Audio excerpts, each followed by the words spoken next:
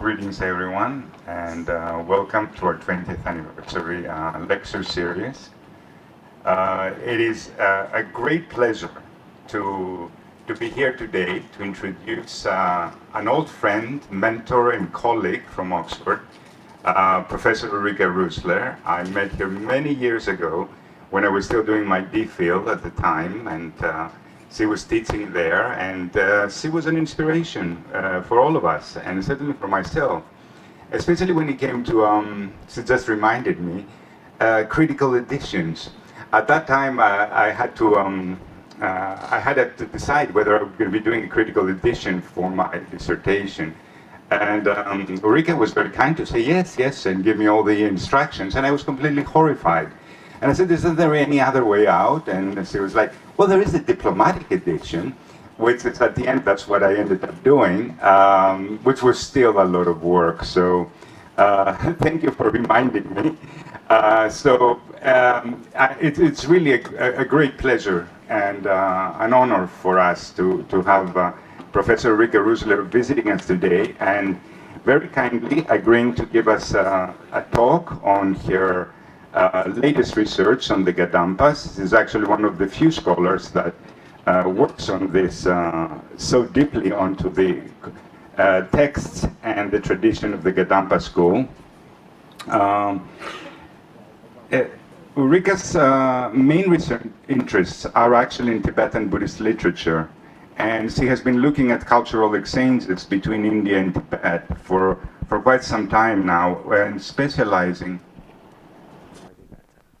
Is that better? Oh, yeah. And specializing also on Tibetan biographical writings. He's done quite a bit of work on that. And Buddhist narrative. Just a little bit about her background for those of you who may not be familiar with her work. She obtained her PhD from the University of Münster in Germany and held several academic positions at the University of Marburg and Freiburg in Germany. It was in 2010 that she joined the University of Oxford as the professor of Tibetan and Himalayan studies. Her book publications include a study and translation of Podowa's Dharma Exemplified, Lives Lived and Lives Imagined, a biography in the Buddhist traditions, and Tibetan and Himalayan Healing.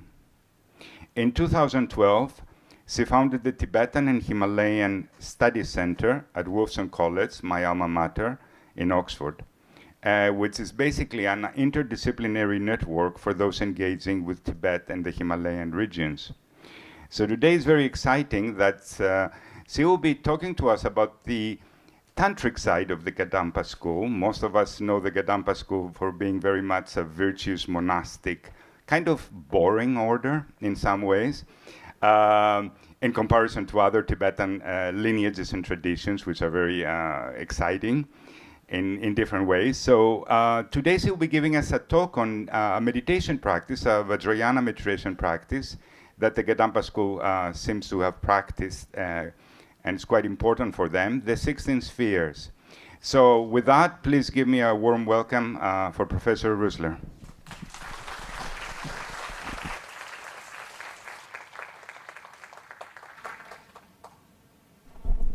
Let's see, does this work? Can you hear me? Excellent. Yeah, first of all, thank you very much for coming. It's an enormous pleasure to be here, and I would like to thank the Center of Buddhist Studies here at the university, and in particular I would like to thank Professor Halkias for this kind introduction. It's very good to be here, and I'm very grateful for the invitation. So I look forward to the lecture and the discussion that we can have afterwards. And I hope that I can convince you that the Kadampas are actually not that boring. So, my lecture is dedicated, as Professor Halkias already said, to a specific meditation practice in Tibetan Buddhism. The meditation practice is called the 16 spheres of the Kadampa. What I translate here as spheres is tigle in Tibetan. Tigle is sometimes rendered as drop, so it could be a drop or a sphere. We will see what it looks like, and then you can decide for yourself whether you want to call it a drop or a sphere. This form of meditation is quite unusual in many ways. It shares some elements with mainstream meditation techniques of Tantric Buddhism, but it also has some features that are really specific to the tradition of the Kadampa and that are not found anywhere else as far as I know. The Kadampa school of Tibetan Buddhism is one of the major Buddhist schools that emerged around the 11th century. And I think we can argue that the 16 spheres meditation is one of the important elements in the formation of a Kadampa identity. Moreover, I believe that the 16 spheres practice is part of a wider development in Tibetan Buddhism taking place at exactly that time, the 11th century, namely the trend not only to adopt Buddhism as it was received primarily from India but also from other regions, but also to assimilate it, to make it truly Tibetan. I think that's really happening in this time. It's a very exciting period in that sense. It's a formative period of Tibetan Buddhism. And I think this meditation is one of the elements that lead to this formation of a typically Tibetan form of meditation. So I need to start the lecture with an apology because I know that there are some Tibet experts here, and at the same time I was told that not everyone in the room would be very familiar with Tibetan Buddhism. So I felt it would be important to start really with a very brief overview of the development of Tibetan Buddhism so that we all know when did it actually arrive, when did it take shape, so how does the practice we look at today fit into the wider picture. And so if you're specializing in Tibetan Buddhism, you will hear a few things that you are already familiar with, but I promise there will also be some new things to follow later. So, that said, we can have a look at the structure of the lecture. So I'll begin, as I said, with a brief overview of the development of Tibetan Buddhism, just to give us some framework and context for the main topic. Then we will have a closer look at the Kadampa tradition itself, its main figures, its emergence, and its main doctrines and practices. And then we come to one of these practices, and that is the meditation practice of the 16 spheres. I've chosen this because it's perhaps not as well known as many of the other typical Kadam teachings and practices. And so I think it's quite interesting, understudied, and it really deserves our attention. And then we'll come to the conclusion where we'll try to summarize the results and try to really understand the 16 spheres practice within the context of the Tibetan adoption and adaptation, assimilation of Buddhism. So, we'll begin with a brief chronological overview. So we need to briefly reflect on the introduction of Buddhism in Tibet because the time of its arrival was really crucial in shaping this specific form of Buddhism that we find on the Tibetan plateau. Nowadays, Buddhism is such a pervasive feature of Tibetan culture that it is hard to think of Tibet without thinking of monks in red robes or lay Buddhists spinning prayer wheels. Buddhism is a prominent feature of Tibetan society as we know it. However, this was not always the case, and in fact, Buddhism itself is a relative latecomer on the Tibetan plateau. When Buddhism spread from its homeland in northern India, it traveled northwest to the region of Gandhara. Can I show you that? Yes, I can. So it went that way. It's through Central Asia towards China. And you see that it goes all the way around Tibet, but doesn't reach it. So this is a white spot on the map. Until the 7th century. Tibet is enclosed by high mountain ranges, and the Tibetans themselves often call it a land encircled by a fence of snow, or kangirava, a snow fence. Due to this difficult access, Tibet was not part of the networks of major trade routes that connected the ancient world. Moreover, until the 7th century, it did not have a united political structure or any major centers of trade that would have attracted people from outside. For these reasons, it was also relatively late that Buddhism reached the Tibetan plateau. The situation changed in the 7th century when Tibet emerged for the first time on the wider Asian scene. Various small Tibetan territories controlled by local rulers became united under the reign of King Songtsen Gampo, whom you see here on the slide in the middle, and who, through warfare and marriage alliances, created a kingdom of considerable size and international significance.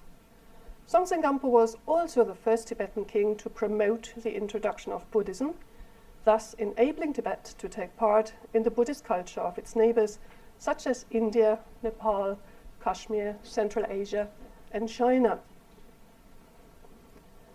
This first phase of the introduction of Buddhism is known as the early dissemination of Buddhism, the Ngadar, in Tibetan. By the way, you see Songtsen Gampo here with his two foreign wives. On the left is his Nepalese wife, and on the right a Chinese wife. So both come from countries where Buddhism was already very well established at the time. The time when Buddhism was introduced coincides with a time when the Mahāyāna was already well established in northern India, and Tantric Buddhism was on the rise. This explains why the Tibetans adopted a form of Buddhism that combines the ideals of Mahāyāna Buddhism, such as bodhisattva ethics or the practice of the 6 perfections, the paramitas, with the ritual practices of esoteric or tantric Buddhism, sometimes called Vajrayana. This includes the use of oral and visual aids, such as the recitation of mantras and the drawing of mandalas, as well as specific meditation practices involving visualization. That's a topic that we will return to later in more detail. Moreover, Tibetan Buddhism needs to be understood in its relationship with the pre-existing tradition of Tibet. There was an indigenous religious and ritual tradition, and the priests of this tradition were known as Bön or Bönpo. And later, this term, Bön, became the designation of this religious tradition itself, to distinguish it from Buddhism as it had arrived. After the introduction of Buddhism, Bön began to absorb certain elements of Buddhism, in particular its philosophy and soteriology. So, for example, the belief in reincarnation and karma, the ideals of compassion and wisdom that you find in Mahāyāna Buddhism, and the aim to reach awakening or liberation. So all of this became part of Bön as we know it as well. Some of Tibet's ancient belief systems and ritual traditions have continued into modern times, independent of an affiliation with either Buddhism or Bön. These traditions can perhaps best be understood as a way to negotiate the place of human communities in the natural environment, with the spirits and deities that are believed to inhabit mountains, lakes, and trees. This tradition includes the cult of mountain gods, who are closely associated with Tibet's ancient clan structures. So clan leaders and mountain gods have a lot in common, but that would lead us too far today. It also includes the belief in a life soul, a life energy, life force, called La in Tibetan, or customs and symbols such as the well-known prayer flags that are hoisted in prominent locations to confer blessing and well-being, or smoke offerings that purify the area. The Tibetologist Rolf Stein has called these shared beliefs and practices the nameless religion, since they are not tied specifically to either Bon or Buddhism, even though both religions have incorporated these practices. So this is a kind of shared Tibetan heritage that you really find across the board.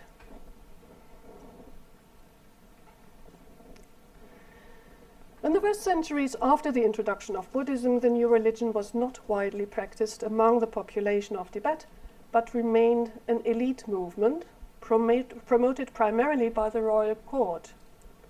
It was contested among the noble families of ancient Tibet, and we know that some of the ancient aristocratic families favored the pre-Buddhist tradition associated with the Bon religion. During this period, Buddhism did not have a broad basis of lay followers, and it was thus largely dependent on the support of the royal court. And we can see again and again how the royal court is involved in Buddhist translations, in the establishment of temples. So many of these activities were really overseen directly by the king.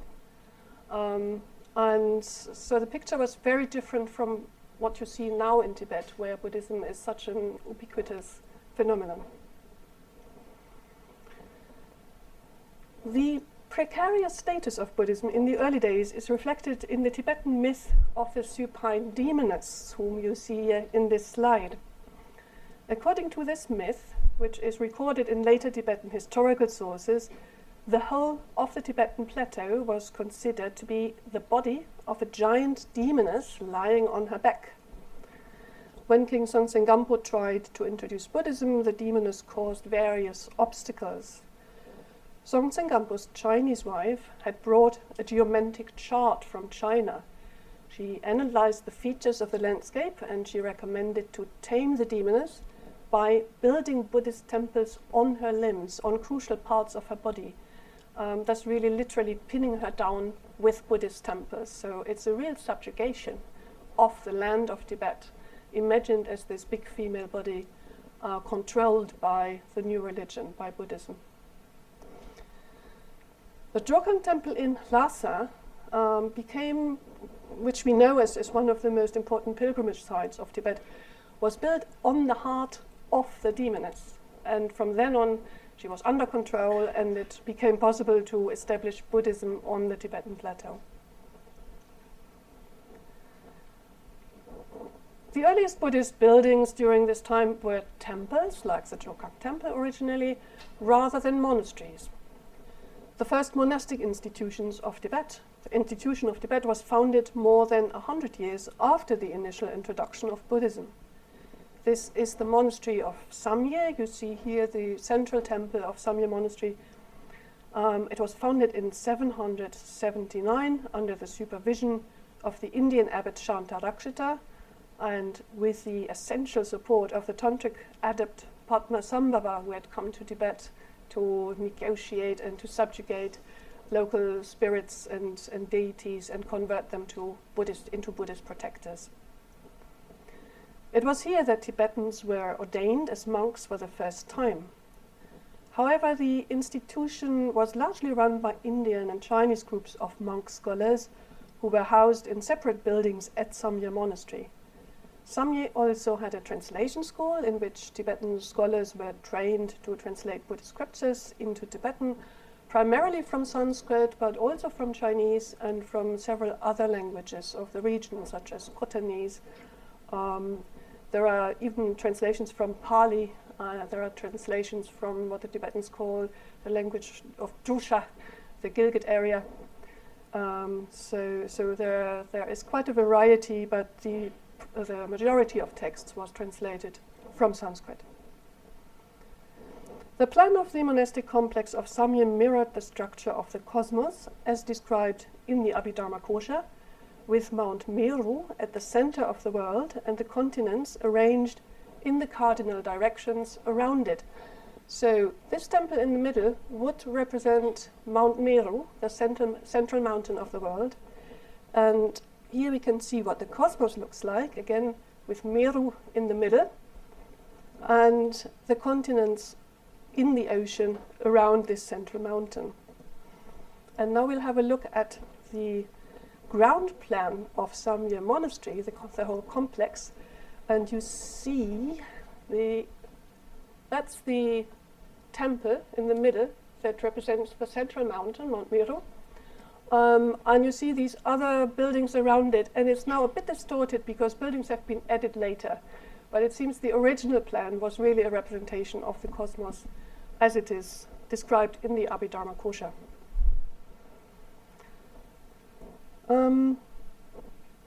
It was modeled on the monastery of Udantapuri, by the way, in India. So there was a model for it. It's not unique in that sense.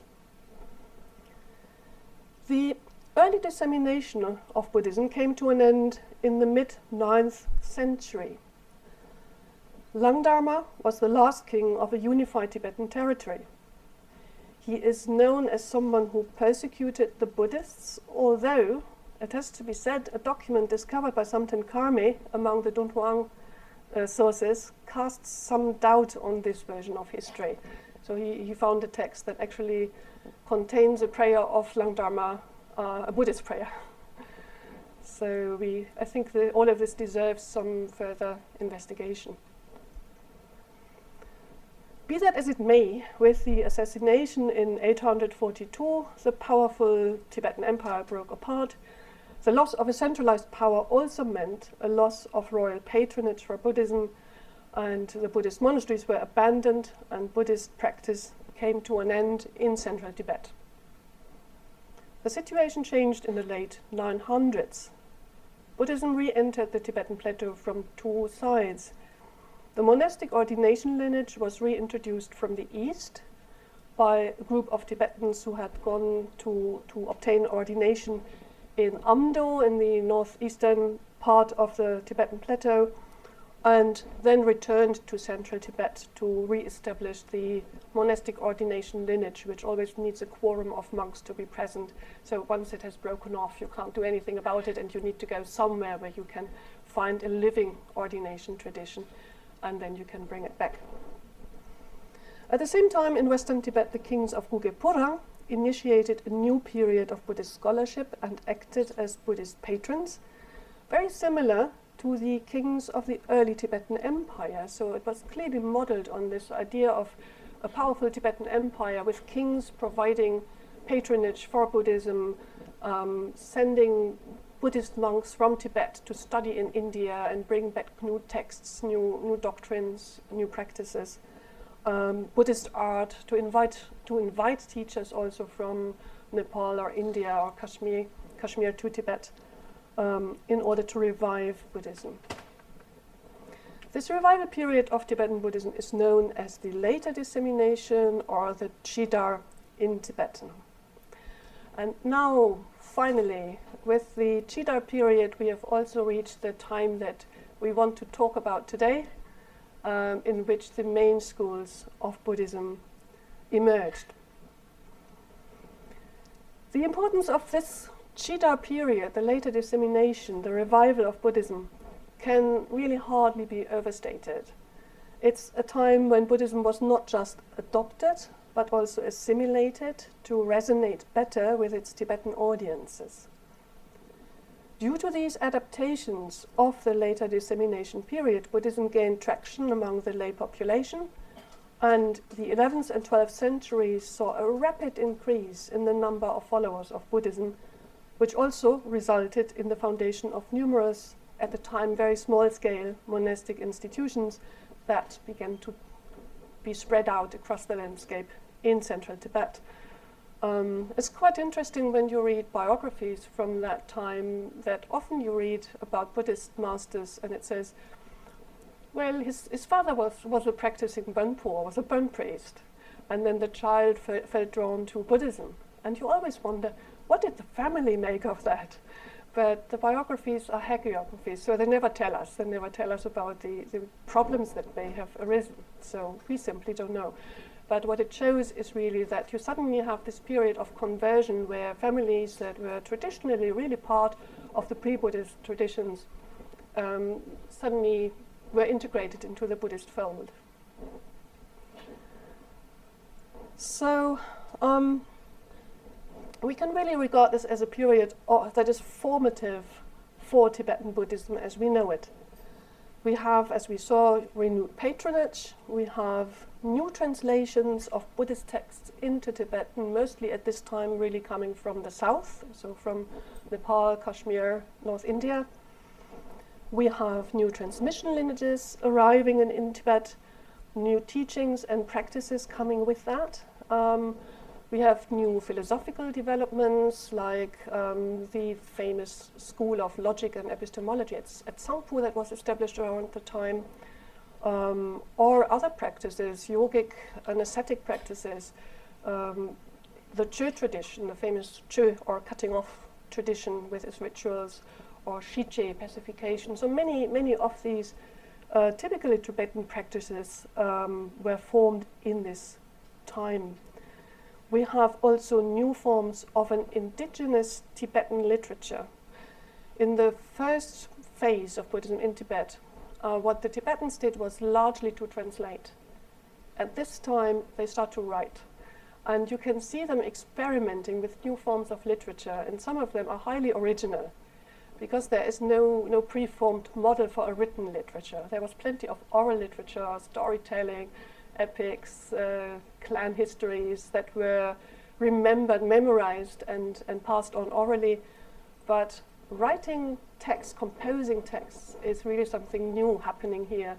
And that's why we find many really interesting experiments that still reflect the oral language. Some of them are very idiomatic.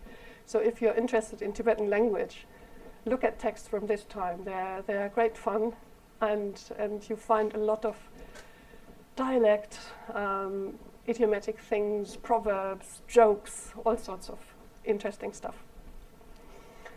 We also have the development of yogic lifestyles as well as monastic lifestyles. Both are developed into the forms that we know in this period. We should imagine it as a time that was largely pre-sectarian, so we don't have very clear school boundaries, but we have a gradual emergence of schools, sometimes based at specific temples or monasteries, and normally passing on the teachings of specific teacher-student lineages going back to India. So, numerous traditions and lineages emerged during this period, and gradually these traditions emerged that would then remain known as the major schools of Tibetan Buddhism, simply because they are the ones that survived.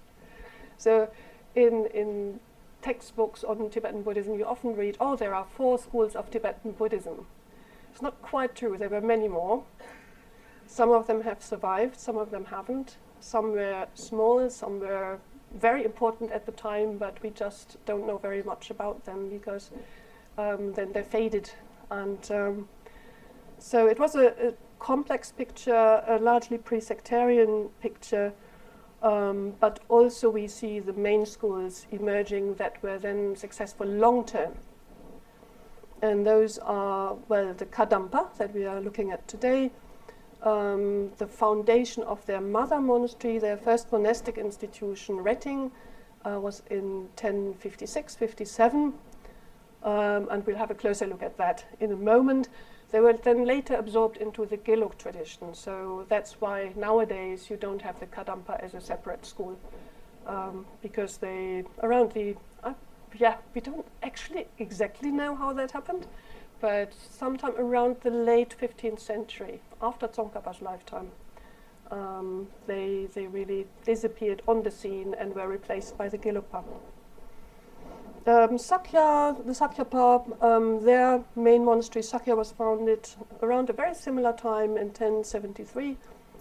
The Kapipa are less of a monastic tradition originally. They were initiated by Marpa and Milarepa and place much more emphasis on yoga, yogic practices. And due to the emergence of these new schools, the Nyingmapa begin defining themselves as a distinct tradition as well, going back in time to the time of the empire and the activities of Padmasambhava, so the time when Samye was founded. I mean, at At the time of the Tibetan Empire itself, the early phase, there were no schools, there was just Buddhism. So there was no differentiation. So in that sense, it wouldn't have made sense to talk of Nyingmapa. But the Nyingmapa, as they define themselves from this time on, they regard themselves as the direct heirs of these early traditions. So, yeah, as I said, these are the main schools that have survived, but there were many others. If you read Tibetan historical works or works about the history of Buddhism, you will find that actually there are many more sub-branches that they talk about. So it's not just these. In any case, so these schools and their emergence now brings us to the Kadampa tradition, which is really probably the earliest one that started understanding itself as a school being based at one specific monastery, the monastery of Ritting, which is, if you look at the dates, the earliest one of these foundational events. The Kadampa tradition traces itself back to the teachings of the Indian Buddhist master Atisha Dipankara Sriñāna. Dipankara Sriñāna is his monastic name. In Tibetan sources, he's mostly known as Jobo or Joboje, which means the master or the lord, and is said to correspond to a Sanskrit honorary title, and there is a lot of debate what the correct form is, whether it is Atisha, which would be a short form of the Sanskrit term Atishaya, his eminence, or whether it is actually Sanskrit Adhisha, the kind of the overlord, if you want, which would also correspond very nicely to Joboje. So it's hard to tell because the spellings of this title vary in Tibetan sources, and so I think the jury is still out on that. Atisha was born into a royal family of Sahor in Bengal. His religious career began with many years of tantric training in northern India. This included rituals of the higher tantra classes, which practice antinomian practices, Gana chakra, consummation of alcohol, sexual practices, so things that a monk can't do. Only after this tantric training, at the age of 28, Atisha took the monastic vows and then became a monk, and then obviously had stopped doing these practices physically. Later in life, he became a teacher at the famous monastic university of Vikramashila. In 1040, he followed an invitation from the king of Western Tibet, where we just have this big revival going on. At the age of almost 60, he decided to leave the security of his Indian monastery and traveled with his Indian translator, Naktso Lotsawa, via Nepal, where he spent some time in Kathmandu, to Western Tibet. He arrived there in 1042, where, upon request of the king of Western Tibet, he wrote a seminal work on the graded path to awakening. It's really an attempt to systematize the complexity of Buddhism at the time as it was in India. And it was kind of new to Tibet. It was confusing. And so I think what he tried to achieve was to cast the complexities of Mahāyāna and Tantric Buddhism into a system, a step-by-step approach, so that the Tibetans would find it easier to see the trajectories and the structure of these Buddhist teachings. And that's what made this work so important and influential. All the later stages of the path to awakening are based on this. In Western Tibet, he also met his Tibetan disciple Dromtenpa, who would later be regarded as the founding father of the Kadam tradition. Atisha followed Dromtenpa's invitation to visit Central Tibet, and he traveled to places such as Samye, Lhasa, and Yerpa, not far away from Lhasa, but it's a spectacular mountain hermitage. Atisha spent the last 12 years of his life in Tibet, so he never went back to India. He was teaching Buddhism, performing rituals for his Tibetan disciples and patrons, and collaborating in translation projects until he passed away in Central Tibet in 1054.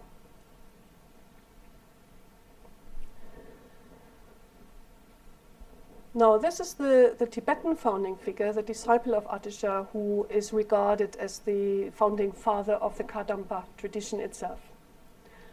Dromten was born into a nomad family in the region of Urujang, near the Namtso Lake, if you've been to Tibet or know the geography.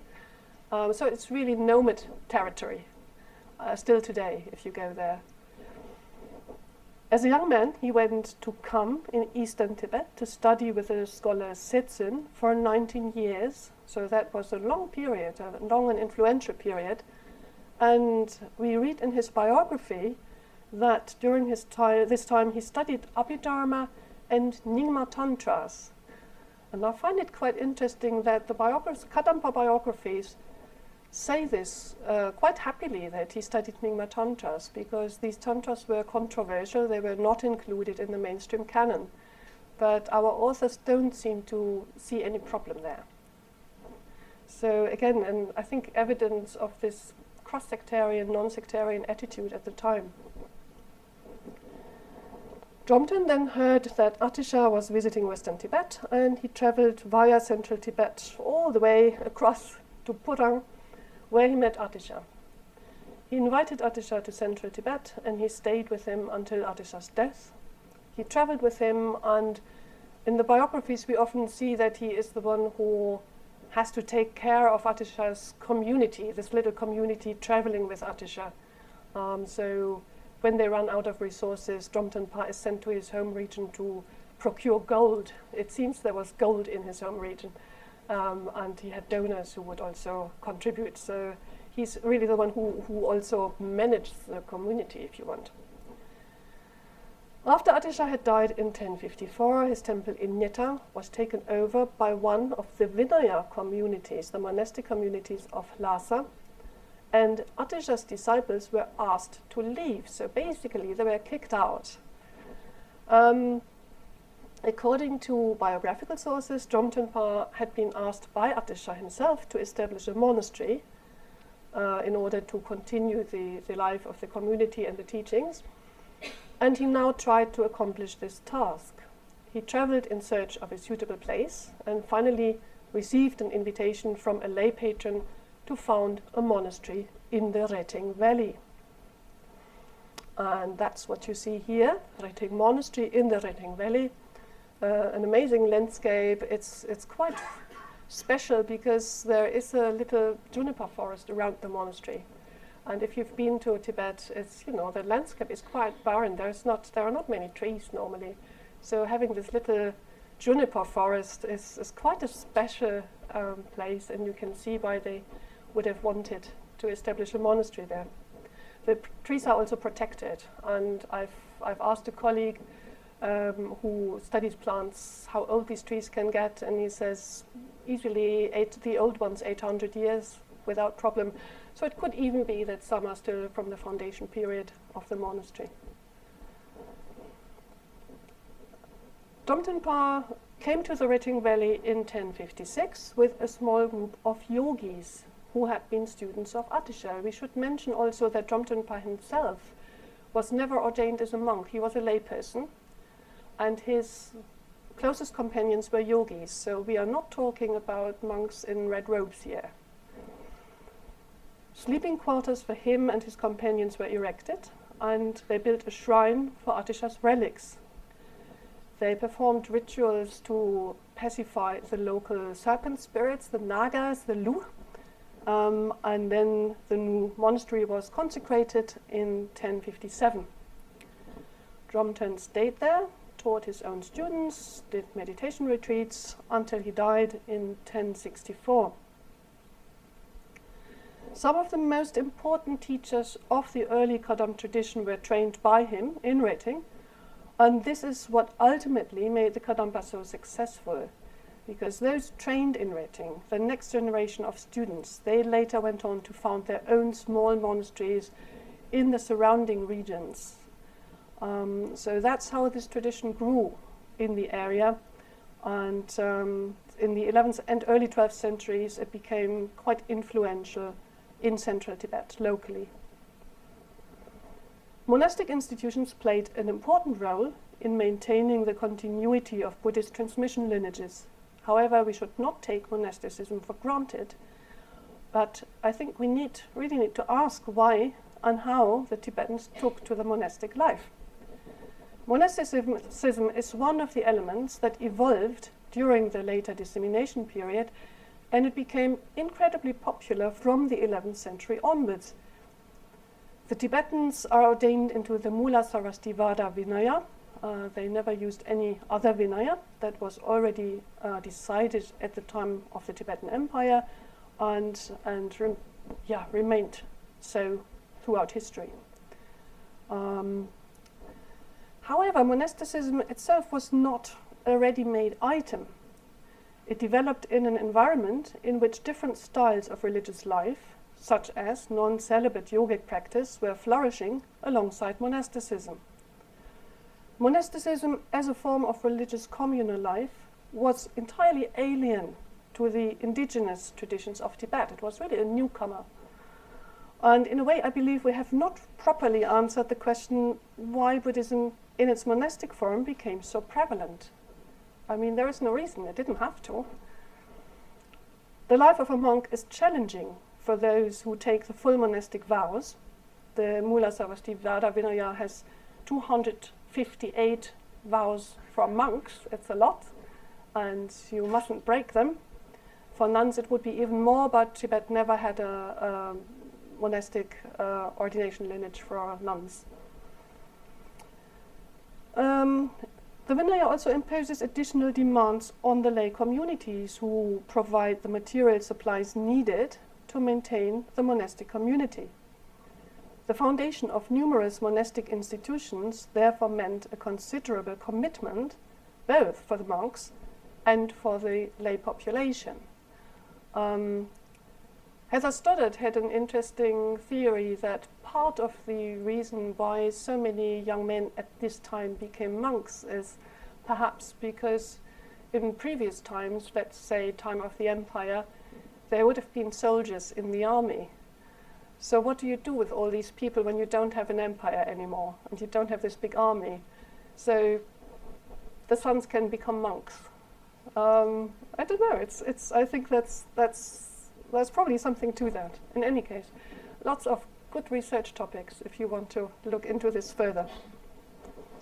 So rather than taking monasteries for granted, we should ask why the monastic tradition was so successful and how it interacted with other paradigms, such as, for example, solitary forms of yogic practice. First of all, I think we should say that monastery isn't the same as monastery. So there are so many different names for them, where we just have that word monastery. You have lakang, literally temple, but very often accompanied by a small monastery. You have the standard term gompa, monastery, the kind of all-encompassing word, or chöde, Dharma Institute. Then you have more specialized institutions that emerged a bit later, like teaching, scholastic monasteries, shedra, or meditation colleges, gomdra. You have tsuklakang, which I think we all always struggle to translate. I have here rendered it as monastic institution, but there has been a lot of discussion what tsuklak actually means. You have hermitages, ritu. So in the case of Riting Monastery, our Kadampas, it's called a tsuklakang, so let's say a monastic institution. And according to Tibetan sources, it was founded in a place described as a wilderness or solitary place for meditation. So the sources call it an enne, a solitary place, hidden, a hermitage. So this suggests that in the perception of our authors, the mother monastery of the Kadampas had both an institutional character and it was founded as a home for meditators. And indeed, the first residents, as we know, were yogis and lay persons rather than fully ordained monks. According to Tibetan sources, it was the Retin community who passed on Adisha's teachings, and the foundation thus facilitated the establishment of the Kadampa school. However, this idea of foundership deserves some scrutiny. Dan Martin has pointed out in his article on the book moving incident, I quote Dan Martin, We have to stop thinking of most of the reputed founders of Tibetan sects as people who deliberately set about founding them.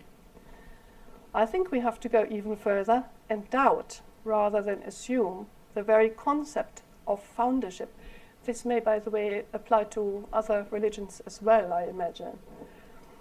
It generally takes some time for sectarian identities to become recognized in the culture at large as being meaningful or useful categories. And sometimes it is difficult to zero in on a particular time in history and identify it as the point at which a sect emerged into general consciousness. And he goes on to say, I must add that the founding of a monastery by itself in no way necessarily implicates the founding of a sect, although the idea that it does might subsequently prove important for promoting and preserving sectarian identity, just as it very surely does oversimplify the teaching of history classes. I'm continually surprised to see how even experienced historians, in hearing the name of a sect like the Kadampa, are likely to have as their first questions, who founded it and when was it founded?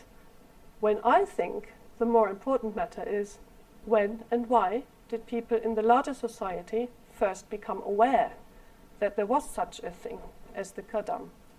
So that's then Martin, and I think that's something really to keep in mind. We shouldn't oversimplify this process and buy into this narrative of simple foundership. Brompton went to found the Kadampas.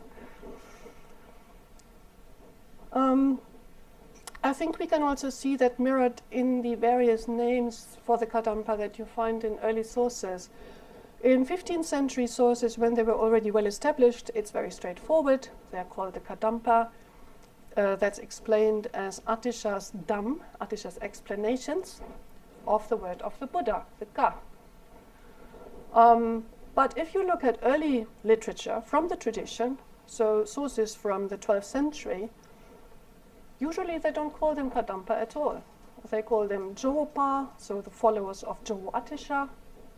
They call them Joe Kagyu. This word Kagyu is used a lot just to designate a lineage, whatever transmission lineage it is. It's not always the Kagyupa that we know as the Kagyupa now. So you can have all sorts of Kagyus at that time, and the Jobo Kagyu is the lineage of Atisha. The vocabulary is still quite fluid, and I think this may be an indication that for the people at the time, there was no clear concept of we are the Kadampa.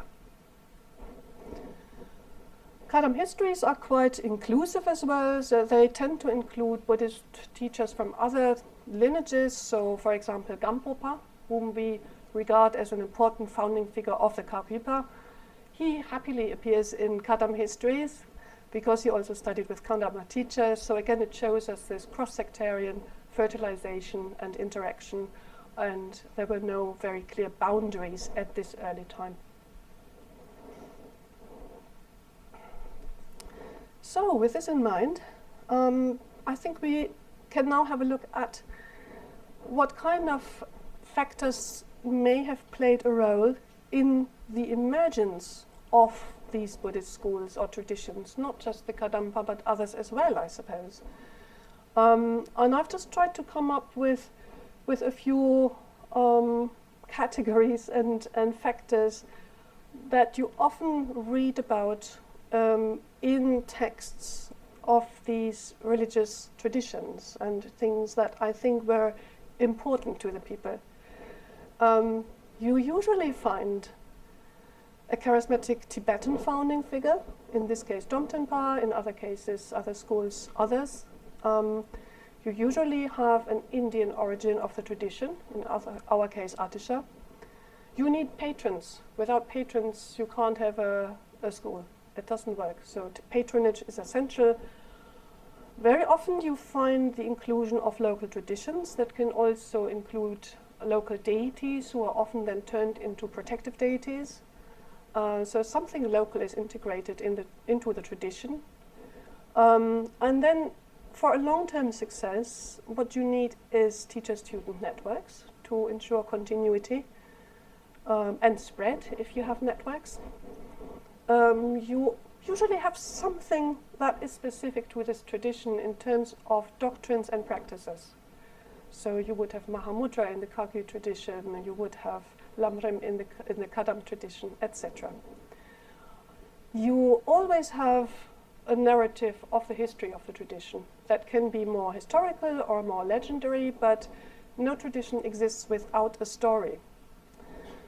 And finally, what you need is textual transmission, and I've called it publication technology. So originally you have orality, you then have written manuscripts, and then slightly later you have xylographs, block prints. So you need some, and nowadays obviously modern publication and the internet. So I think these are all factors that in the emergence of traditions, religious traditions of Buddhism. I don't know how far these would apply to other religions as well. So if you do religious studies, maybe something to think about. In any case, so we have already seen the Indian authority and the Tibetan founder in this case of the Kadampas, Atisha and Dromtenpa. We know quite a lot about the patrons. We are very lucky because the patrons sponsored buildings in Redding, and so we can really trace them with names, these local patrons over several generations, which is quite rare, actually. Otherwise, we don't know very much about these people, so we really only know because they sponsored the Kadampas. Local deities here, it is a warrior god, Chinkarwa, who becomes the protective deity of Redding Monastery, and he is really settling there physically in the landscape because he lives on this mountain, which is right behind the monastery, so he kind of has the back of the tradition, you know. He's watching over them from behind. Also, as you can see, very much in line with Feng Shui. So the mountain is behind the monastery, you have a river in the valley below, so you can see the energy flowing, and at the same time the local protective deity, Chinkarwa, sits on top of the mountain. We talked about networks, so originally in the first, let's say 2 centuries, I would say, we have primarily local networks. So Redding is in the red circle at the top there. I've given you this red square to show you where Lhasa is, just for orientation. And then all these blue circles, these are these emerging Kadampa communities of Central Tibet over the first 200 years approximately. In later times, we see that suddenly we get these long distance networks as well, connections with the western central province of Tsang, so the monasteries of Narthang and Tashi Lumpo, which became very powerful and influential and very important for the continuation of the tradition. They are here, Redding is there, so we see suddenly it starts spreading geographically.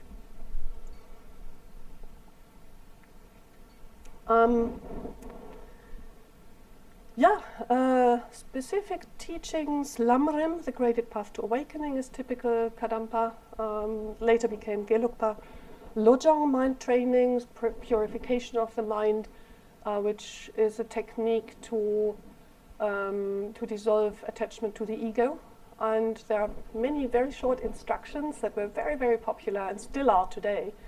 When you go to the Barkor, you can still find all these small manuals that teach you Lojong in various forms. There are more sutric and more tantric forms of Lojong. And one of the specific practices is the 16 spheres practice that we will look at in a second. And then narratives, we have historical narratives, we have legendary narratives. We don't need to go too much into that today. Textual transmission, starting with oral legacies, written works really starting from the early 12th century onwards, doctrinal works and biographies and prayers. Then growing into bigger lineage histories, we have pilgrimage guides, we have letters written from monastery to monastery that tell us a lot about the actual circumstances on the ground. And then really the Kadampa legacy was collected at Narthang systematically in the 13th, 14th centuries, and that's also where information about the 16 spheres has been preserved for the first time in writing. And then, modern publications. And this, the big book on the right, by the way, is primarily dedicated to the 16 spheres practice. It's a modern publication, and it shows that nowadays Retting Monastery is actually quite actively reviving the practice and disseminating it, really in print form. So we have seen all these factors now specifically for the Kadampa tradition, and we can move on to the actual 16 spheres.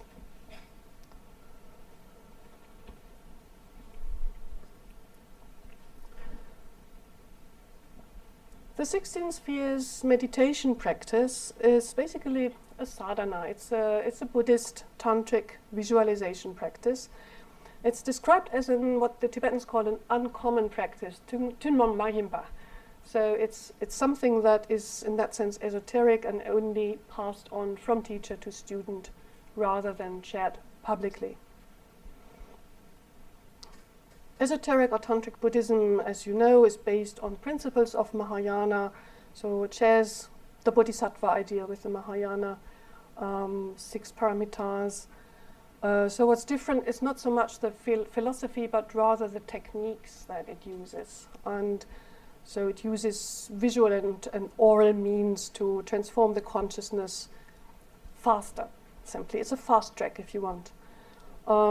It's also considered more dangerous because it is faster, it has stronger effects, and then if you do it wrong, then the effects, the negative effects, will also be stronger. So that's the risk involved in tantric practice, and that's why you can only do tantric practice under the guidance of a guru, of a lama, of a teacher who bestows tantric vows, who gives you the empowerment for certain practices and also additional personal guidance, individual guidance.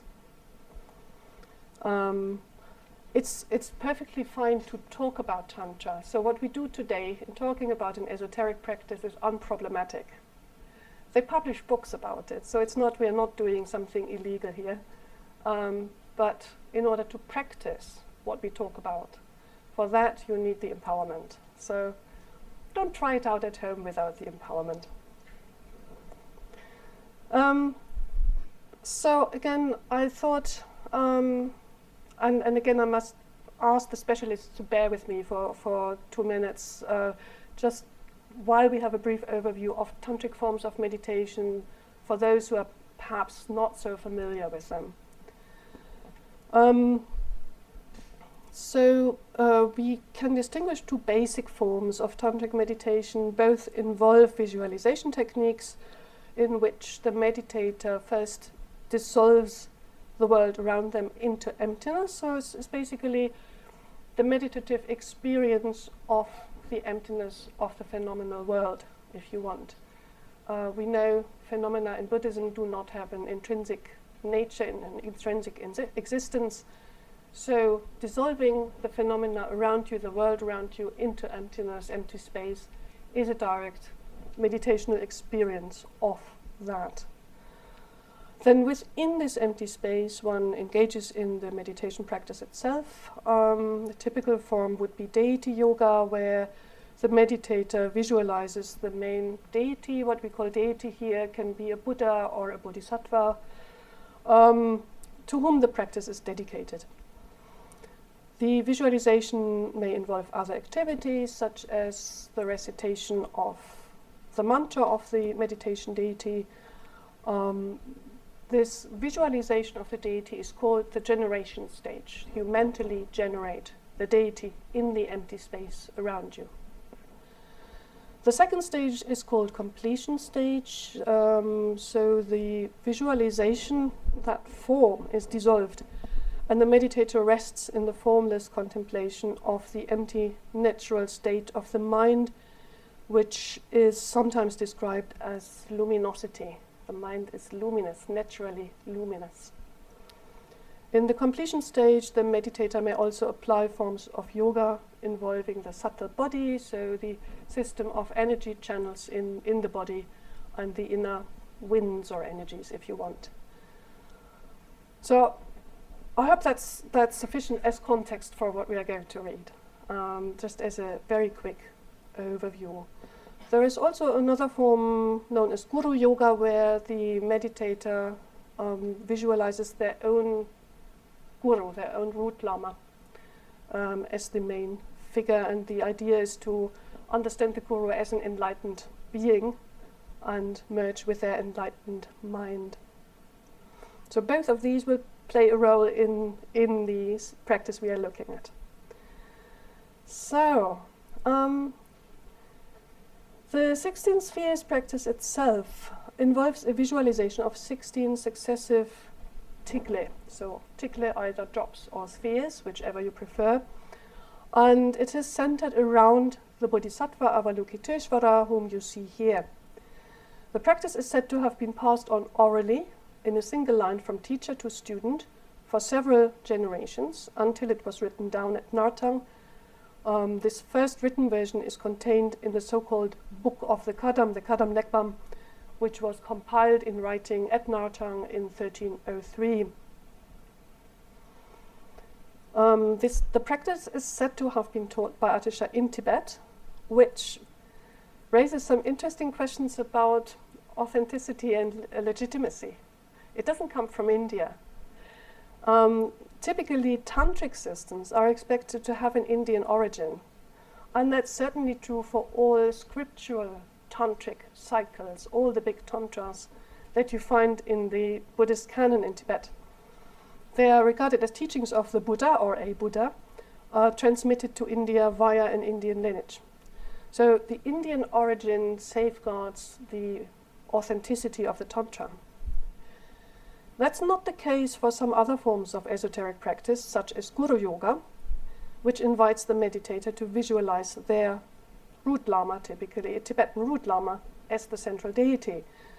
And interestingly, it appears that Guru Yoga is much more prevalent in Tibet than it ever was in India. So it's a really Tibetan thing to do.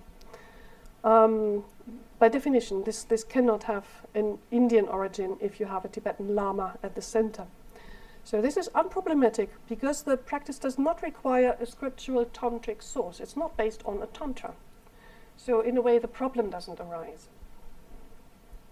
That's also relevant for the 16 spheres of the Kadampa, which feature not only Buddhas and Bodhisattvas, but, as we will see, also Atisha and Dromtonpa, and several other human teachers of Buddhism. So we'll get to that in a moment.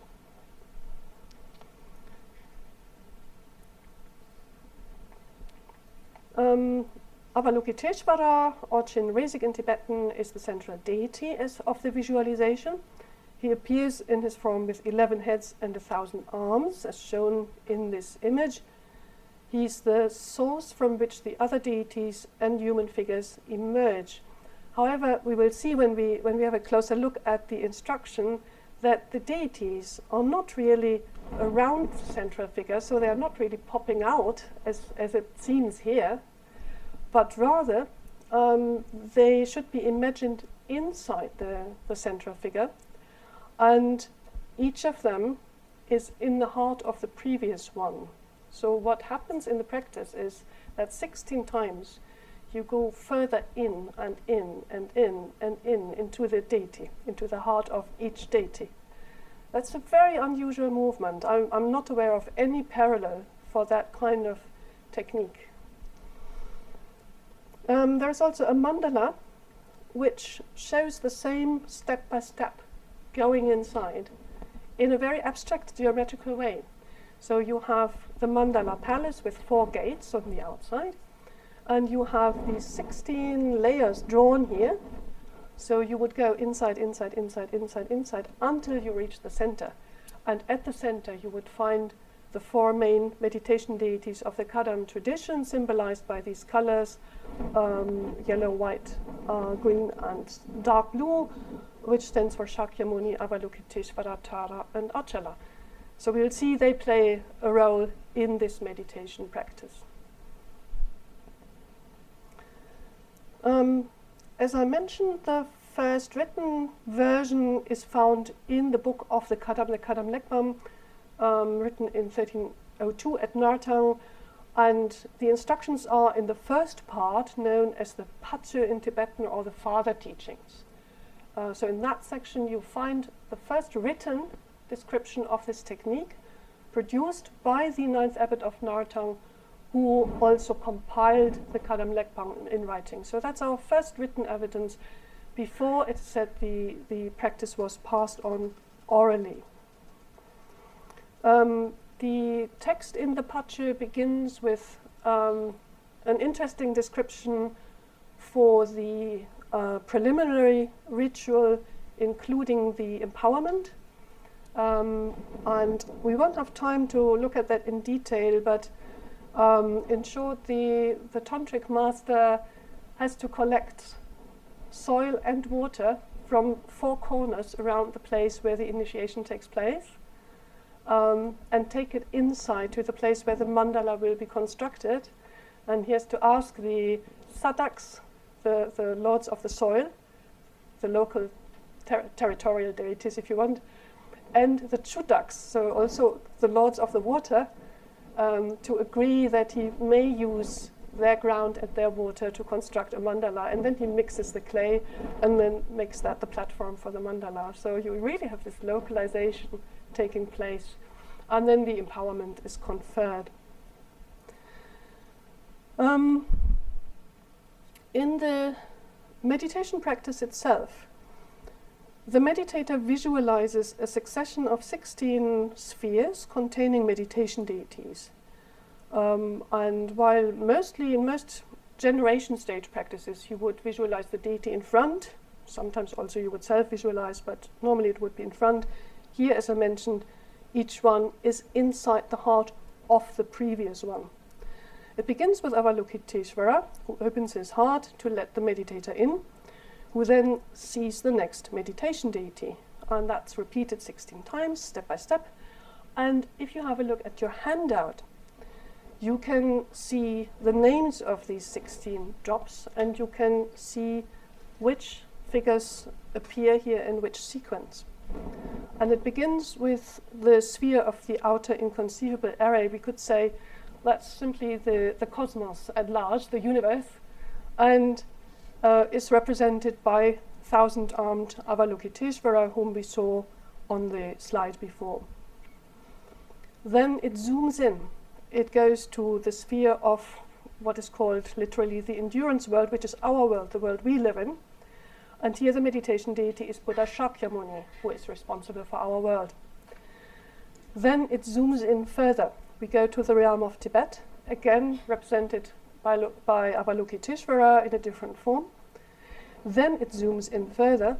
So again we have Avalokiteshvara, but this time as a deity of one's own place, the place where the mandala is drawn, so the place where the meditator is. And from then on, it moves on. We have the perfection of wisdom, Prajnaparamita. Then we get the 4 main yidams of Atisha's tradition. That is Buddha Shakyamuni, Avalokiteshvara, Green Tara, and Achala. So far we've had Buddhas, Bodhisattvas, deities.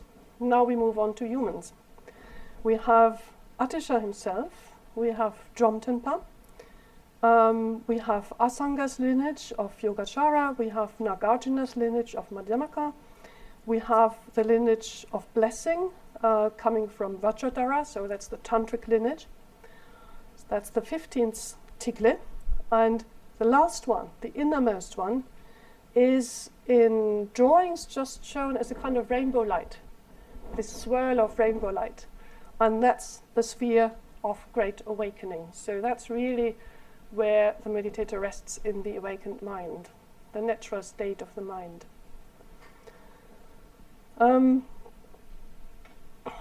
So that's basically the pattern, the structure.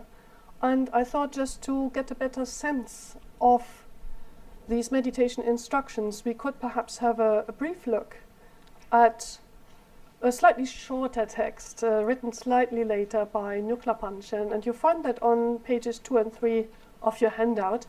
We'll skip the first paragraph because that's more like an introductory paragraph with paying homage to the Guru, and the promise to write the text, and then it starts in the second paragraph. Having performed the preliminaries of taking refuge and generating bodhicitta countless times, you should, with the Svabha mantra, visualize the world and its beings as empty. So that's the stage where you dissolve the world around you into emptiness. From this natural state, you generate your own mind as a large sphere, a mass of light, like a crystal egg, clear, stainless, the apparition of co-emergence in which, when generated, lies the foundation of whatever may appear, and when it is released, appearances and awareness dissolve into the expanse of its inherent nature, blissful and luminous, undifferentiated emptiness, the Dharmakaya, emptiness itself, endowed with all supreme aspects of inseparable emptiness and form, the primordial Buddha Vajradhara, the all-encompassing Lord of the inanimate and animate world, the perfected Buddha with an undiscriminating display of illusory emanations.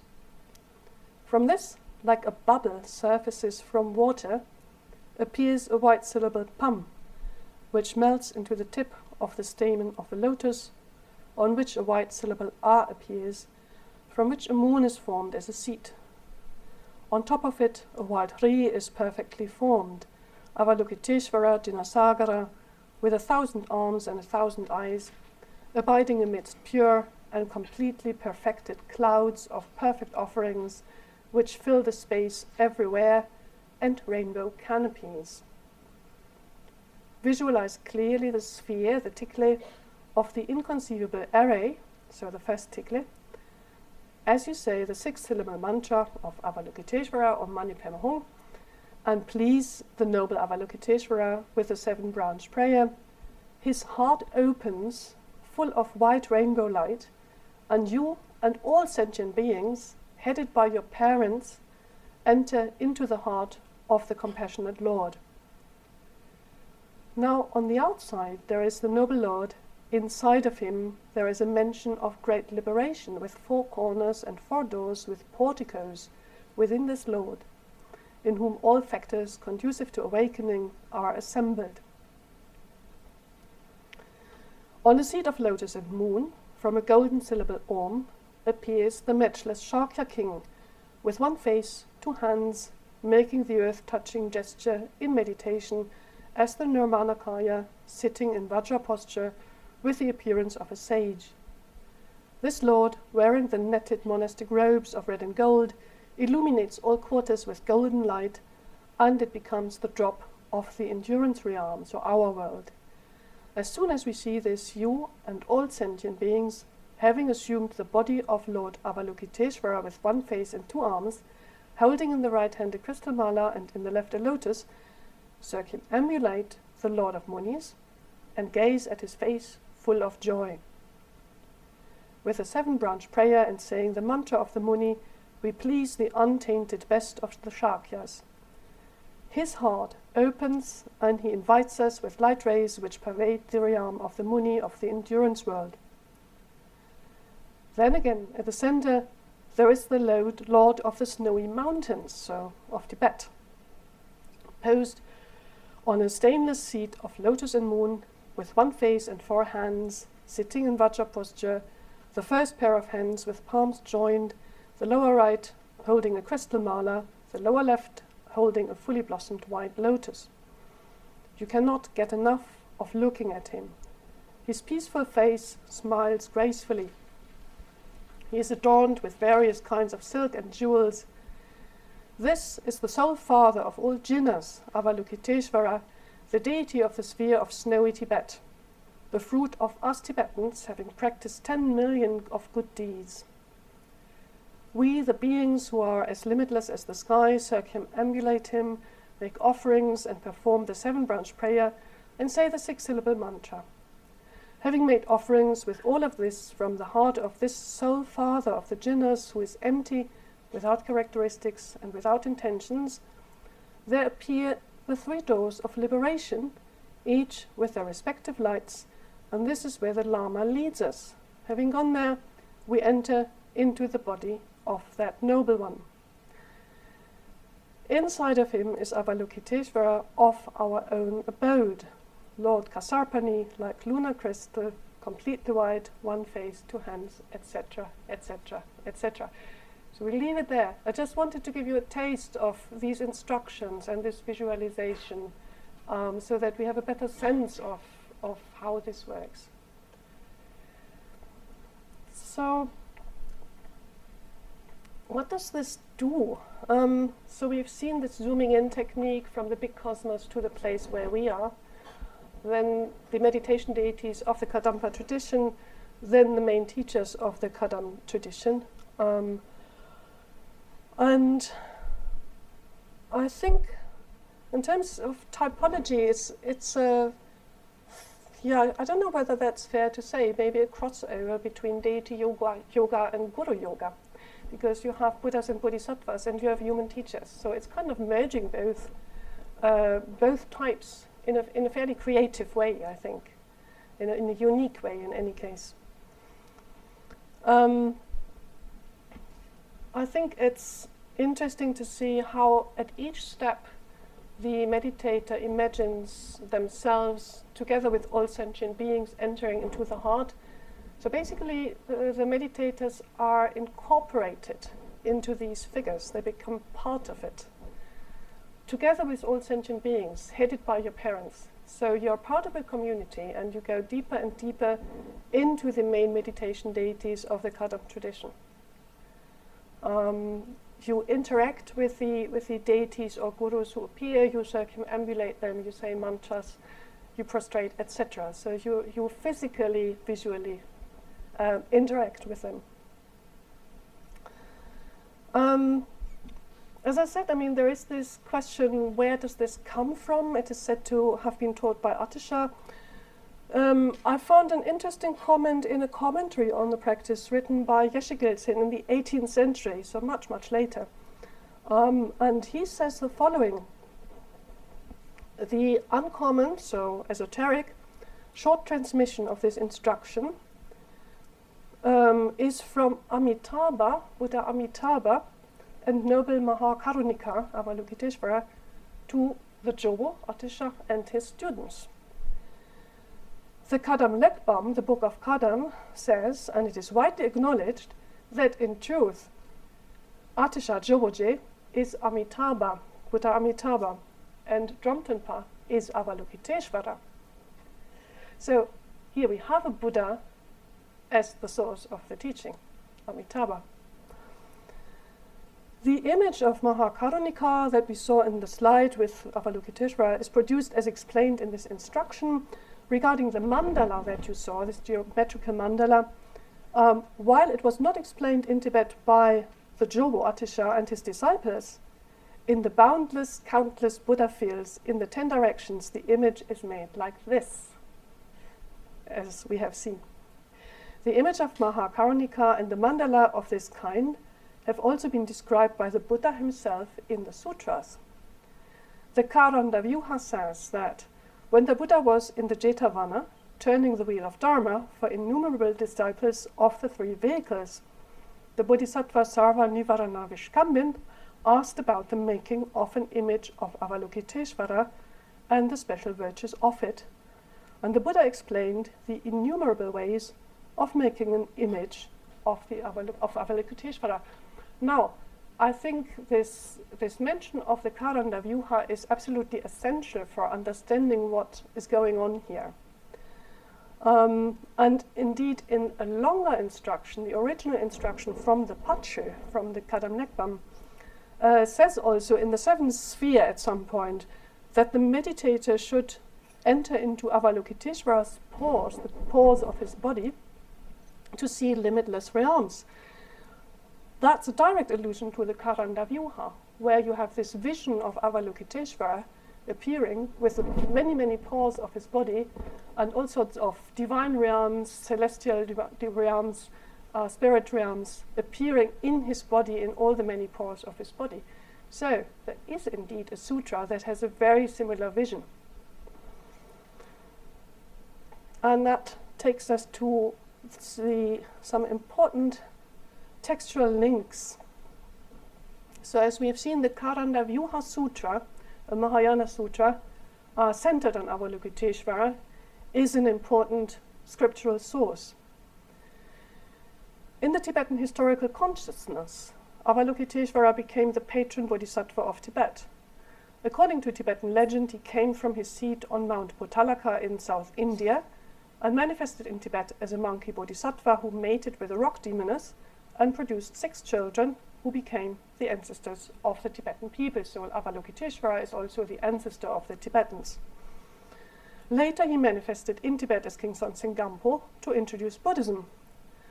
And we have several Tibetan texts that elaborate on this idea of Avalokiteshvara manifesting in Tibet, becoming the first Buddhist king, Songtsen Gampo, and his activities. That's the Kachem Kakalma, which is said to have been revealed by Atisha, by the way, in the 11th century, and the Manikambum revealed in the 12th and 13th century. So exactly the period we are talking about.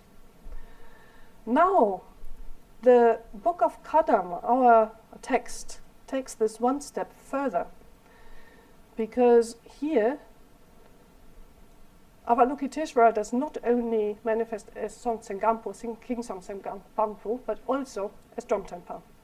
So the founder of the Kadampa is a reincarnation of King Songtsen Gampo and an emanation of Avalokiteshvara.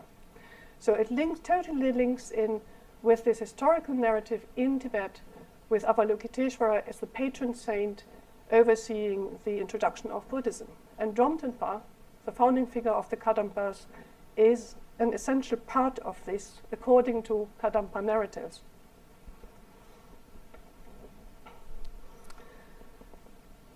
In later centuries, this became relevant for the incarnation line of the Dalai Lamas, who are also regarded as emanations of Avalokiteshvara and as reincarnations of Songtsen Gampo and Dromtenpa.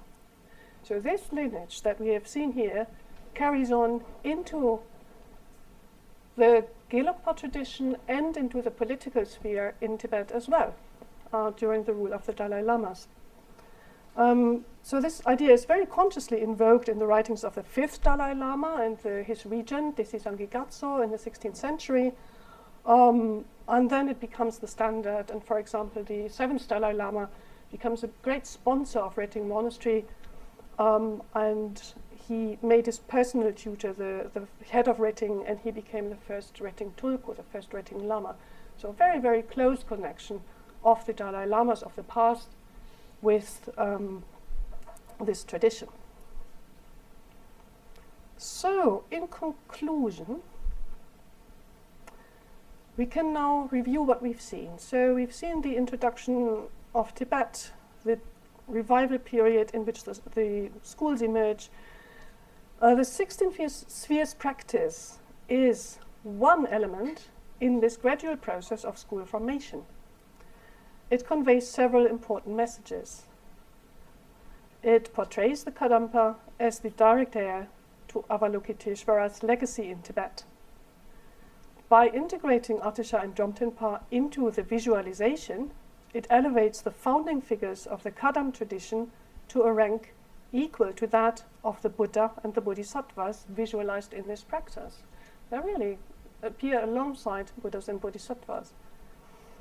The practice generates a sense of community and Kadampa identity by literally incorporating the practitioner into the Kadampa pantheon through this inward movement during the meditation process. The classification of the practice as esoteric, transmitted only to chosen disciples, contributes to the sense of being part of a group of chosen individuals. So we have that it generates something like a cohesion of those who are part of this tradition. It's based on existing forms of esoteric meditation, but creatively adapts them by combining deity yoga and guru yoga. And this pattern of 16-fold inward movement into the divine figure is, to the best of my knowledge at least, unparalleled in meditation systems in Tibet and elsewhere, and is really a creative contribution of this tradition. Inscribing Tibetan Buddhist masters into Buddhist belief systems and practices is part of a wider trend of the appropriation of Buddhism by the Tibetans at this time. In this context, we may think of another similar development, namely the promotion of Padmasambhava in the Nyingma tradition. The 8th century tantric master Padmasambhava became a towering figure in Tibet's religious history, promoted by Tibetan writers of the later dissemination period, such as Nyangre Nyima. Padmasambhava's elevation to the rank of a second Buddha shows similarities with Dromtenpa's elevation to an emanation of Avalokiteshvara. So there is something going on here. It's Tibetan Buddhist masters suddenly assuming this role. In both cases, foundational figures in the religious history of Tibet are inscribed into the wider story of Buddhism. We could perhaps say that the universal message of Buddhism becomes grounded in a local environment, and this is how it became so popular, so successful, and was able to really take root locally. And if you study Buddhist traditions in other parts of the world, you may perhaps have observed similar processes of adaptation and localization. And we could perhaps say that it is one of the strengths of Buddhism that it allows such processes to happen without losing the core of its original and universal message. Thank you.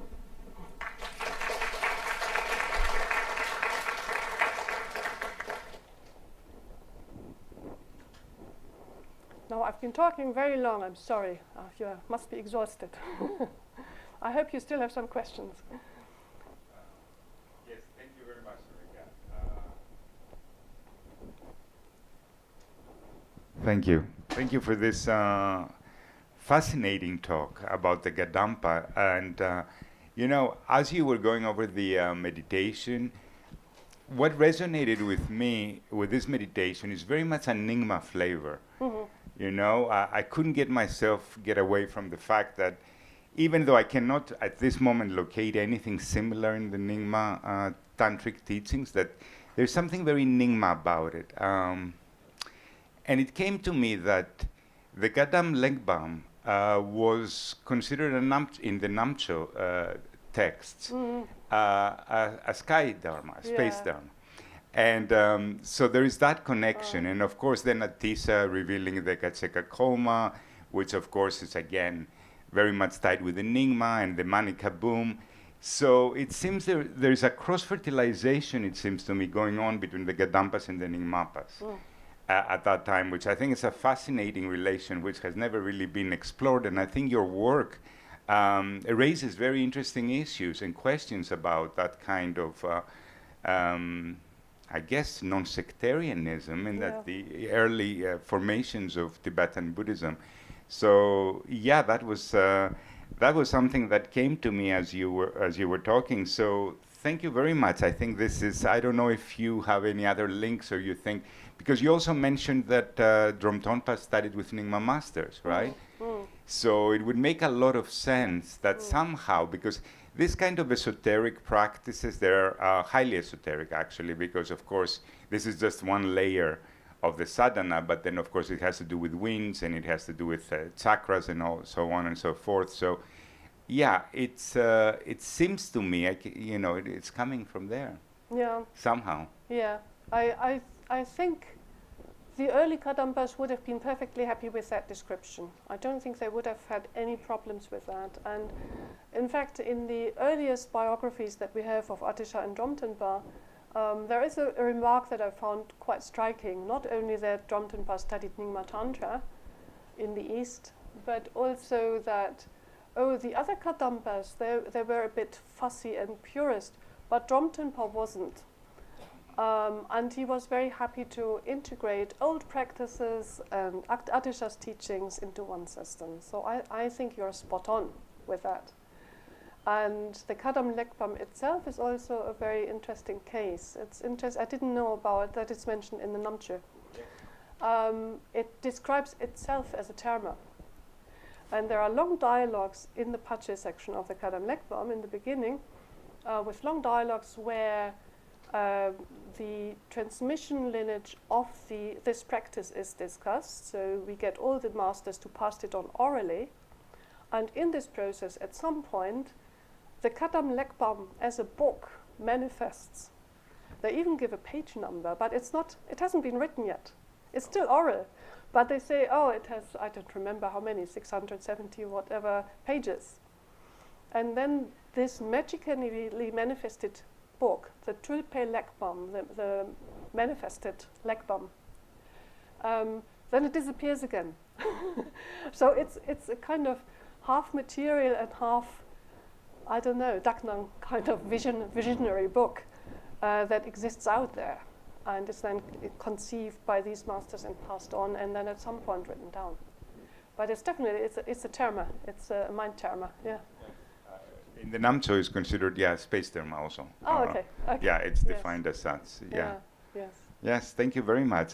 Just another passing remark. I was wondering if the Dharma protector, the Tsinkarma, was really a mountain deity, and then it became a Buddhist protector deity. Yeah, Chinkarwa, there are various Chinkarwas in Tibet. They usually have something to do with mountains, but there are different ones in different places. Okay. Yeah.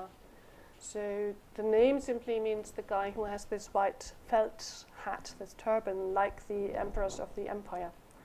And that's how he's depicted as well. So like a typical mountain deity on a horse, warrior appearance. Right. Yeah. Okay. Thank you very much.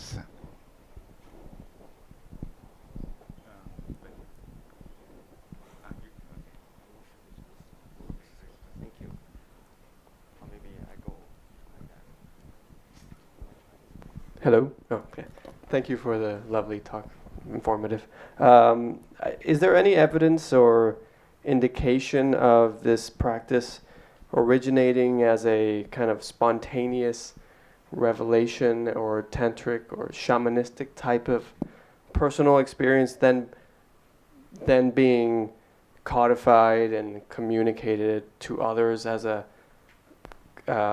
conscious practice for them to undertake? Was there any indication of anything like that? I mean, the Tibetan commentaries themselves, they describe it as something like a pure vision of Atisha that was then communicated and taught. So that would put it into that category of visionary experiences that are then systematized and taught and passed on. Yeah. Yeah.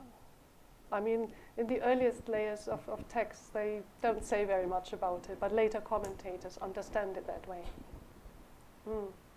In the earliest text, it's just there. Thanks. Hi, Professor. Thank you for your talk. It's really interesting.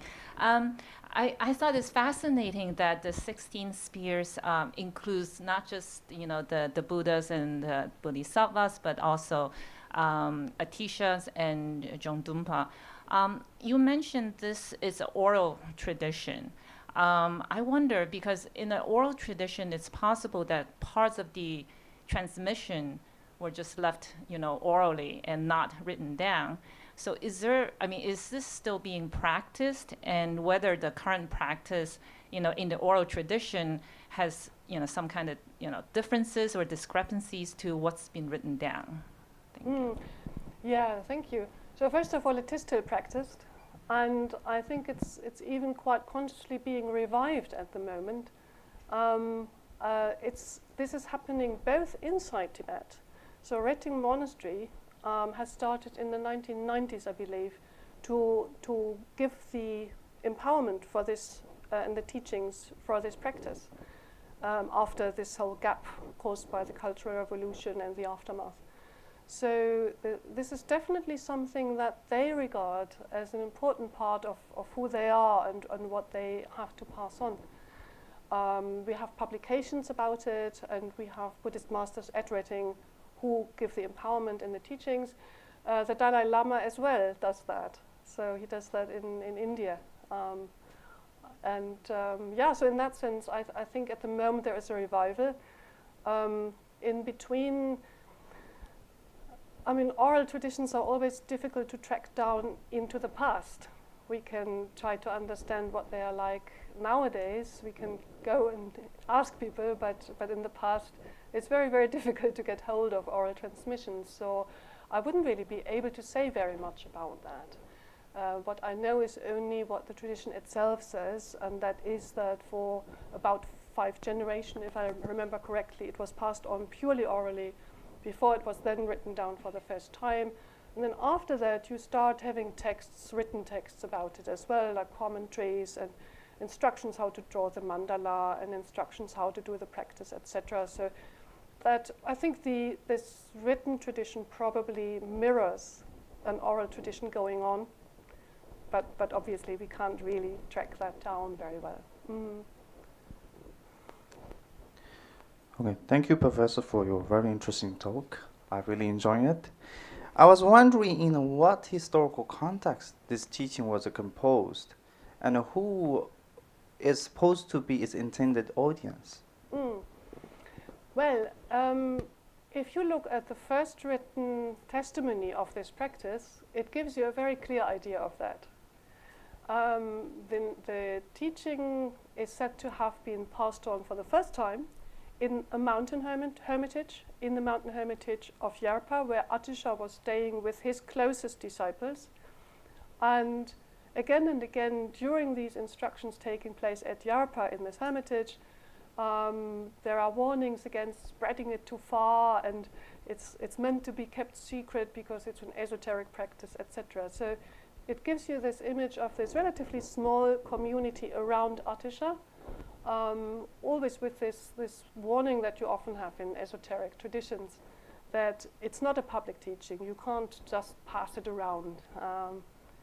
So that is the scenery that you find in these texts.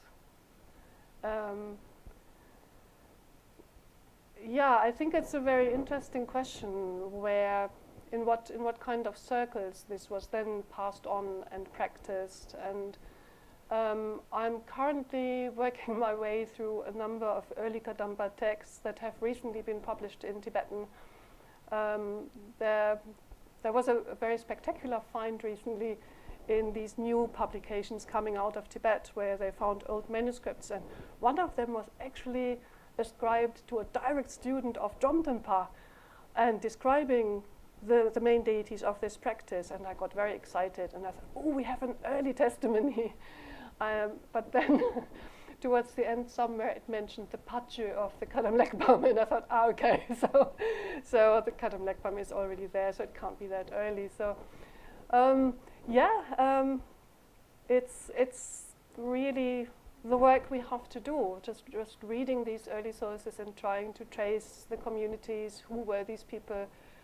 In the case of the Kadampas, the Drum families, this nomad family from that region north of Lhasa, they play an important role. So several members of this nomad family, the Drum, they are involved in the transmission of these teachings. And then it comes to Narthang, which is this big monastery which became very rich in the Yuan period because they had Yuan sponsors. They start writing it down. So it's a very different social environment. It really from this nomad area in central Tibet to a big monastic institution with lots of money, where they were also at the time producing the first Tibetan canon, for example, because they had the funding.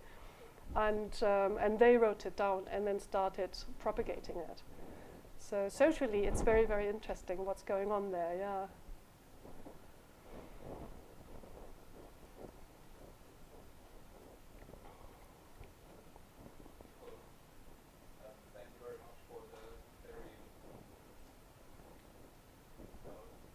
Okay.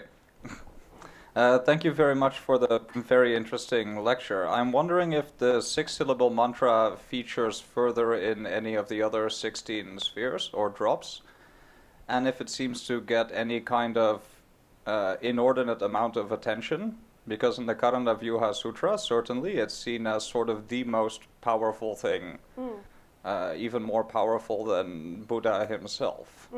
So I'm wondering if this kind of notion is present in the other spheres as well. Avalokiteshvara is venerated by reciting his mantra, yes. It's not, maybe it doesn't have that prominent place because the practice is not just centered on Avalokiteshvara alone, but when he appears then you also recite the mantra. So yeah, it does feature, definitely.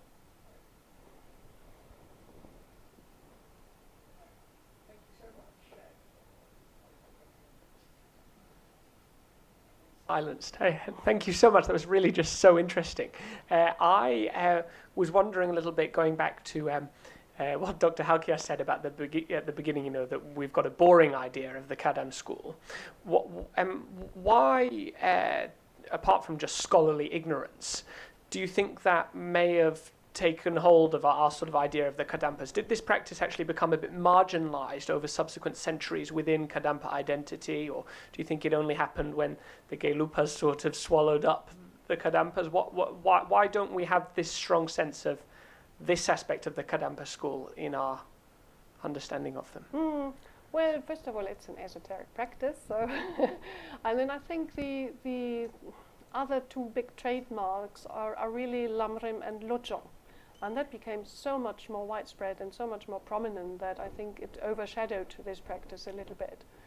And apart from that, I mean, the Kadampa masters then also, I would say after 2 or 3 generations, they did go very monastic. So you have more and more this idea that, yeah, you really should take monastic ordination and you should avoid practices that contradict your vows, obviously, and so it does a bit more go into that mainstream and that image that the Kadampas often have.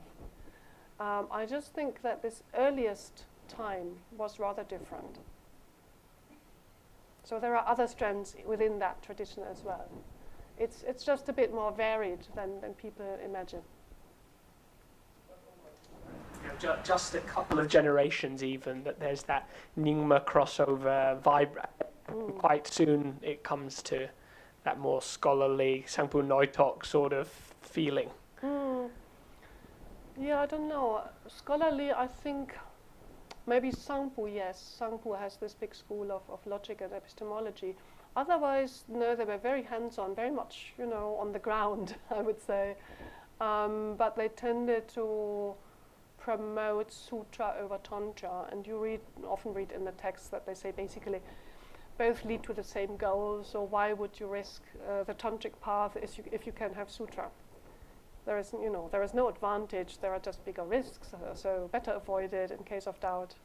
Yeah, so that's what they settle on in a way after a few generations. But yeah, that initial yogic tradition is definitely there, and this tantric practice has survived, and the Kadam Lekpam itself, written at Narthang, at this very scholastic institution, has preserved all these memories of these very visionary accounts, and so very, very non-mainstream, I think, in many ways. Very, very interesting text to read.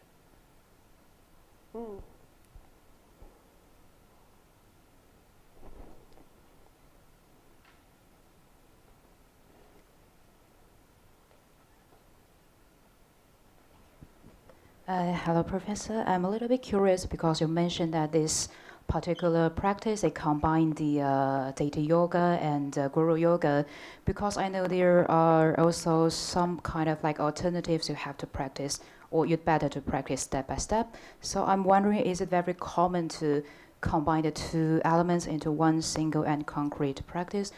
If not, what might be the difference behind within the, say, the supposed logic behind, for example, there are some theory or logic behind the saying that you can combine them into together, and what might be the reason behind that you'd better to take it like step by step? Yeah, I think this combination is very unusual, really.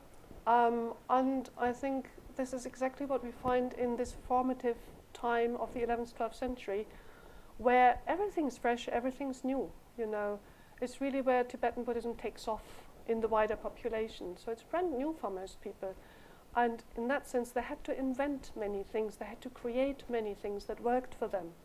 And I think that's what we see here. That's why they are so creative in writing literature, in coming up with meditation techniques that didn't exist before in this form. And it's, yeah, it's an environment, I think, where that is allowed, so where you don't have many restrictions. I think later times have much clearer borderlines of, you know, what is acceptable and what is not acceptable. I think in this time they were just absorbing Buddhism in Tibet and making it their own, and doing that in these creative ways. So I don't think there is a big theoretical system behind it. I think it's really just this tradition saying, there are these wonderful meditation deities you have to meditate on, and we are part of it. I think that's it.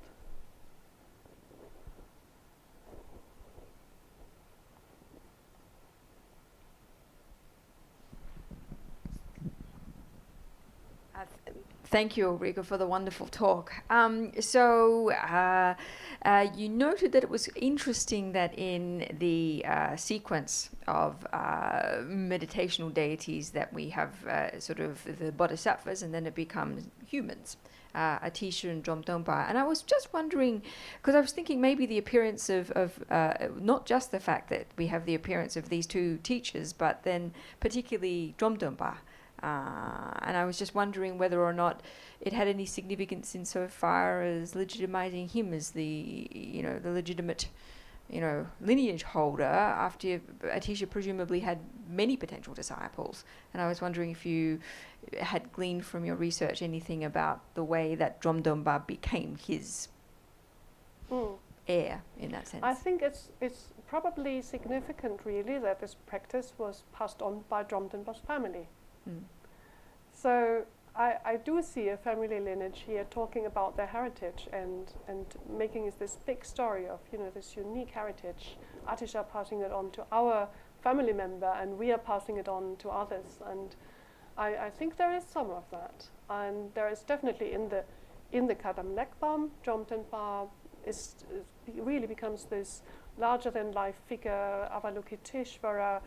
At some point they change his name, this clan name, his human clan name, Drom, to a mantra syllable, Drum, and then it's only called Drumje, so the Drum Lord, and it goes totally off into this visionary world where Dromdonpa becomes this visionary deity.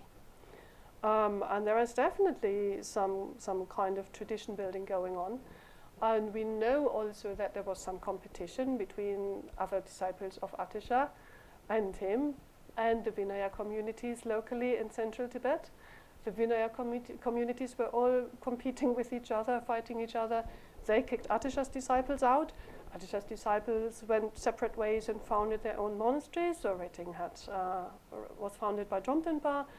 Sangpo was founded by another disciple of Atisha and became this big school of logic and epistemology. So they went a slightly different way. Another important disciple, Kuten, he didn't get along with Drom at all. So there are all these stories of the two of them fighting. So there was definitely some competition. They talk about that quite happily in these sources. And yeah, I mean, it's definitely stylizing the founding father of the tradition as this larger than life divine figure. Yeah, that's definitely part of it. Yeah. Yeah. Thanks. It's tradition building. Yeah. Yeah.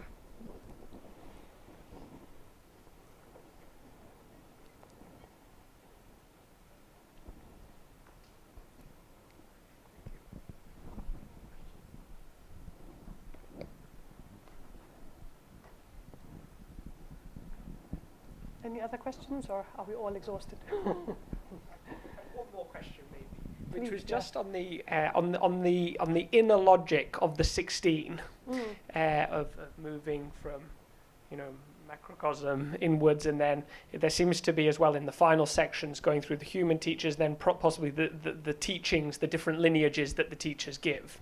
But just on the deity section, the 4 Kadampa deities, is there a logic for the way that they are organized in with the Shakyamuni first, then Avalokiteshvara, then the Tara, then the Achala? Is that a hierarchy or a succession that has an inner logic? It's not a hierarchy, a succession, but it's an attempt to cover the main fields of Mahāyāna and Tantra, I think. And so in that text that I just read, that was ascribed to Puchungwa, but then wasn't by him, they discussed exactly that issue of these four main meditation deities, so Buddha Shakyamuni, Avalokiteshvara, Tara, and Achala. And they explain how these four deities basically comprise the whole tantric pantheon in them. So the Buddha stands for all Buddhas, and Avalokiteshvara stands for all compassion, and Tara stands for all the saviors, and Achala stands for all the fierce, protective, wrathful deities. So they're kind of all condensed into these four. And that's why you need them for these four. So it's not a hierarchy, but it's an attempt, I think, to really have a fusion of all the many deities of the tantric pantheon of the time into these four.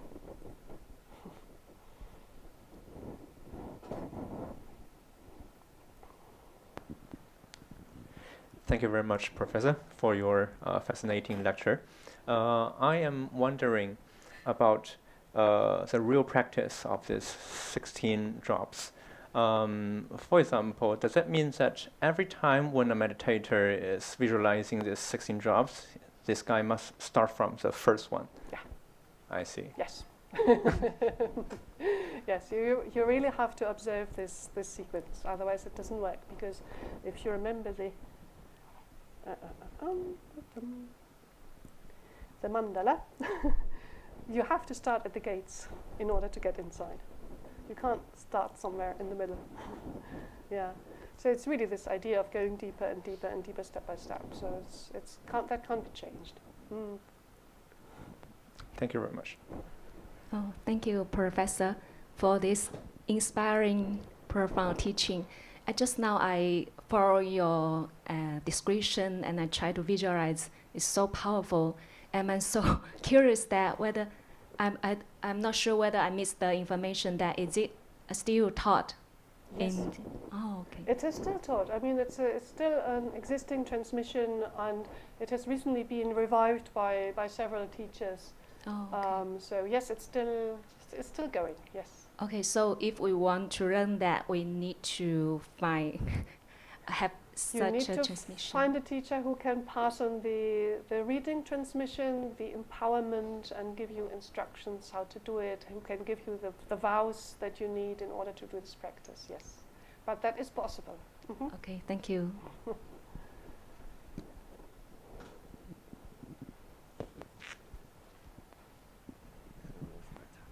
Okay, if there are no further questions, thank you very much all for coming. And Ulrike, I would like to present you with a little gift from our center. Oh, well, that's fantastic. Thank you so much. The Buddhist analysis of matter. Thank you. Thanks. Yeah, thank you very much. And thank you all good night. for coming.